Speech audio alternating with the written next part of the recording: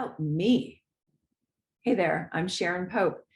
I help strong and successful women who are struggling in lonely and disconnected marriages get the confidence and clarity they need to either fix the struggles in their marriage or be able to move forward without regret. If you like what you hear, I hope you'll subscribe.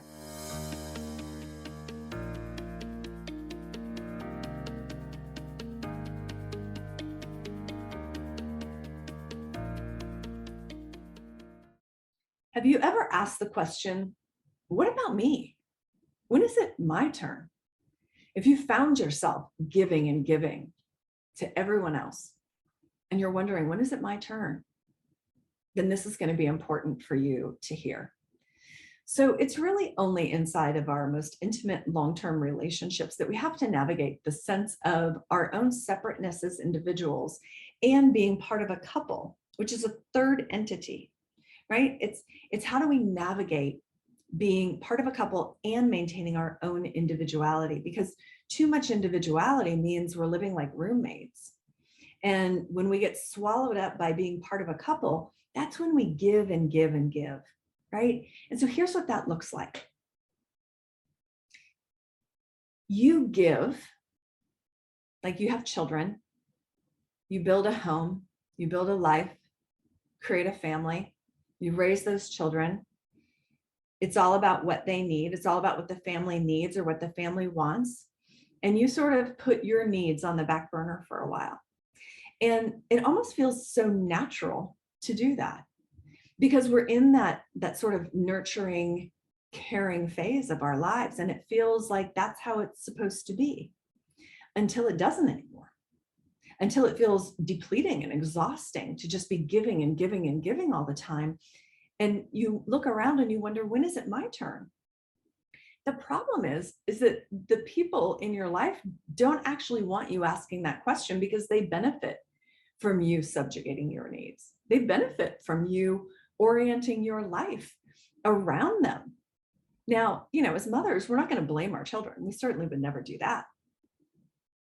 But we will blame our spouses, won't we? We'll blame our husbands for our needs never getting met. And that's because we think he should love us the way we love him, right? We've made his needs and the family's needs a priority. He should make your needs a priority. Here's the issue. Little boys who grow into men have never been taught that they're supposed to subjugate their needs. As a matter of fact, boys are taught that their needs, what they want and what they need, is really important, and that really matters. At a very young age, we learn this.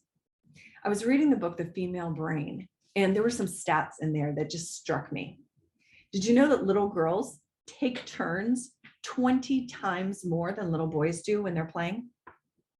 20 times we take turns more often.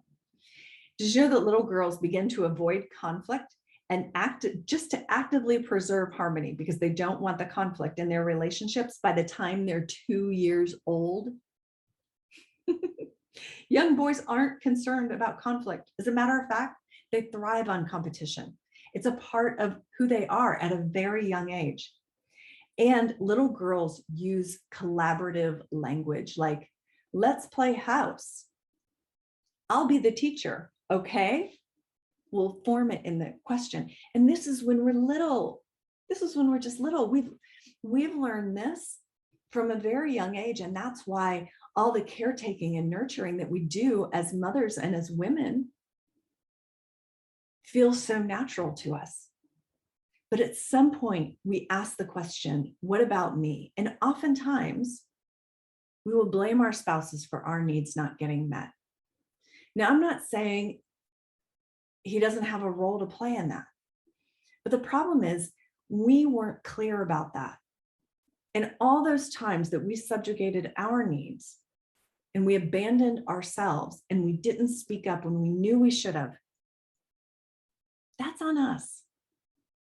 And so we shouldn't look to men to respond and react the way we would, because their life experience is not the same as a little girl's life experience that grows up into be a mother and a woman.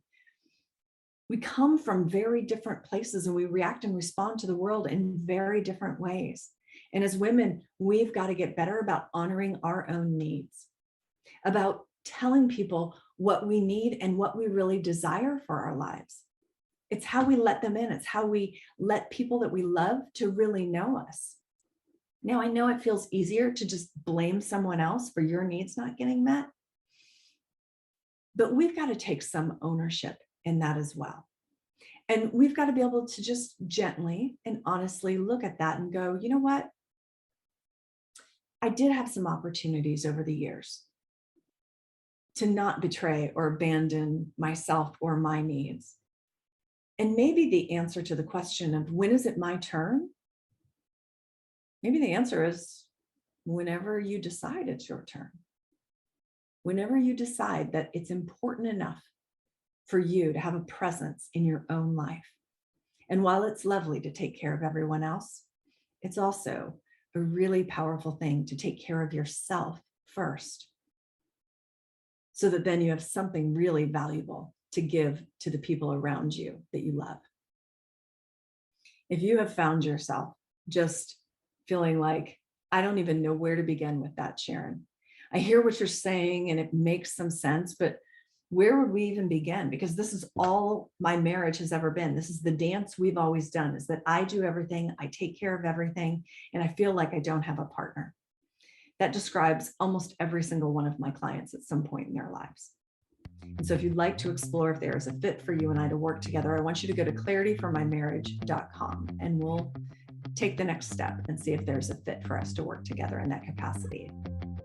If you like what you heard, I hope you'll subscribe to the channel. And if you want to be notified every time that we post a new video here, just click the icon in the upper left corner at the end of this video. Take good care.